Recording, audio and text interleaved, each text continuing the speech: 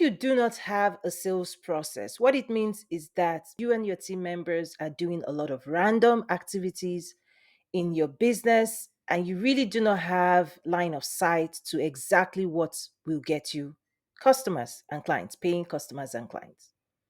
And if your sales process is broken, it's likely because consumer behaviors have shifted.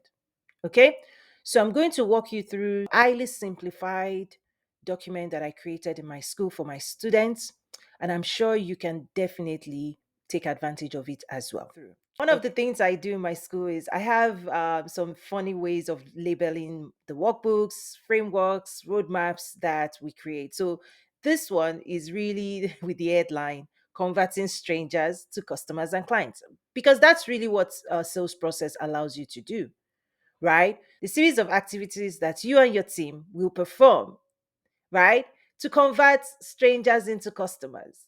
That's really what a sales process is. You ought to know exactly where they are, who they are, how to connect with them, how to message with them on every stage of that journey, and move them down into your close. So let's walk through this eye level, right?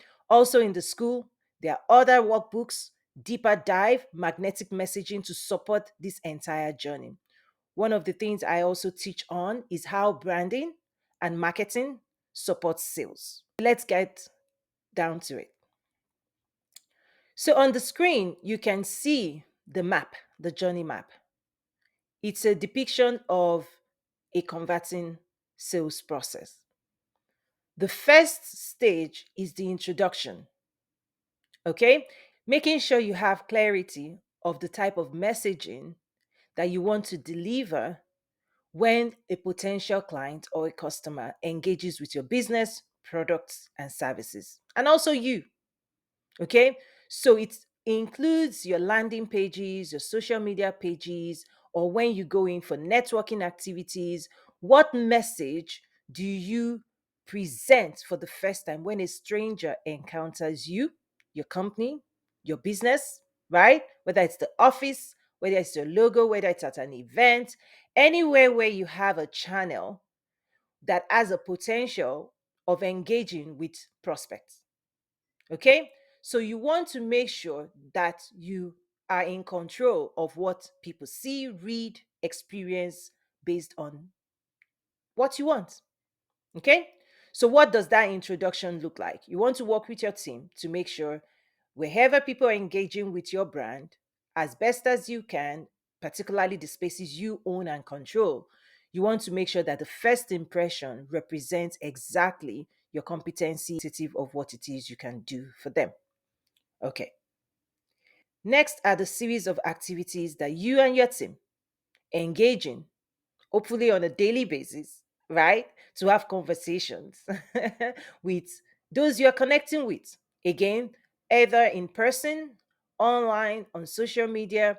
This is where content also helps support prospecting, right? So either you're going physically to an event, to a location, or you're using or you're leveraging your content to engage in specific conversations to explore those who may potentially be interested in doing business with you, right? It could be direct messaging, it could be outbound or inbound. These are the series of marketing stages as well that you have in place to evaluate how many people want to potentially do business with you, and also exploring the level of interest they are demonstrating in you and your work.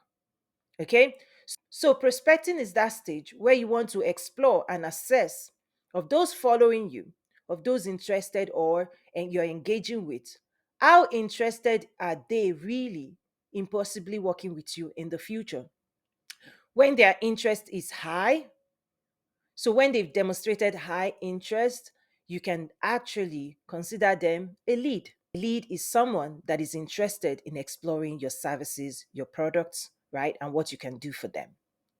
When you graduate, right? When you graduate a prospect to a lead, there are several things you also want to do. You want to make sure that you qualify those leads.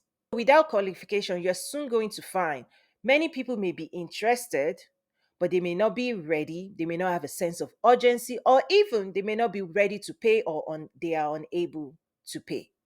These are the series of filters you want to put in place to make sure that your lead is of high quality, meaning a high chance of converting into a paying client and customer. Next, you want to move into nurturing. So if someone shows an interest in your product or your services, we also know that some may have urgency, meaning there's an immediate need, and some may have interest maybe down the line. You and your team needs to put in place a set of activities or messaging that will maintain the relationships you're going to have with these groups of lead. This is where we talk about nurturing a lead.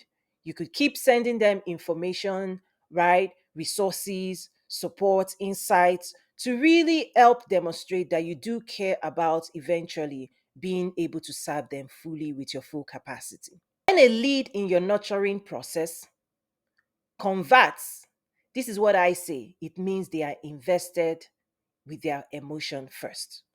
We get invested in our with our emotion before we invest in with our money. So when a lead converts, maybe they've concluded that you are the best for them and they are willing and interested in engaging in a transaction, your team also needs to make sure you can continue to deepen such relationship to bring them to a close.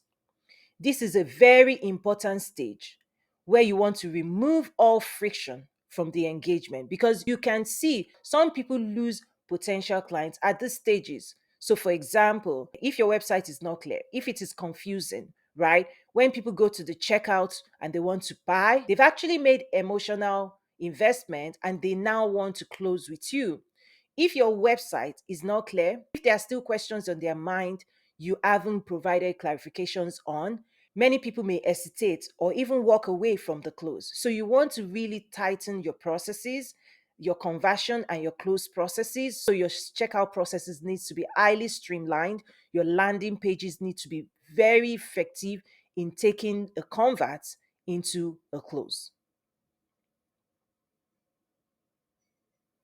Also, after the close, you want your clients and customers to feel really good about their purchase.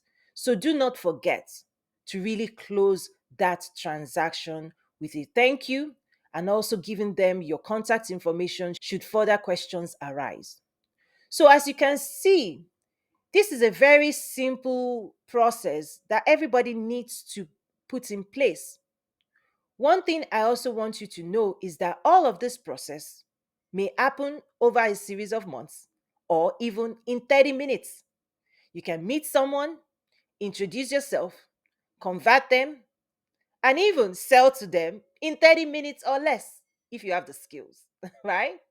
So, this could be different for industries, for products, for services, for even the stage or the journey the prospect is on, or their urgency and how soon they want to engage. So I want you to reach out if you have any questions. And I also want to invite you to join us. You're missing a lot of opportunities to learn how to build, grow, and scale a world class business. I served as a strategist to Fortune 1. I also serve on the board of a business. And my passion for investing in the entrepreneurship ecosystem in my community really led me to creating the Entrepreneurs Academy. It is the world's most powerful resource library of entrepreneurship and business development resources. Come check us out at toyinumesiri.academy.